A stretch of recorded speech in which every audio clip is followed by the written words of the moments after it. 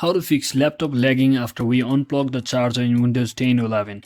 So here's what you need to do. First, just head over to your control panel from the search bar and just open up the power options just like this.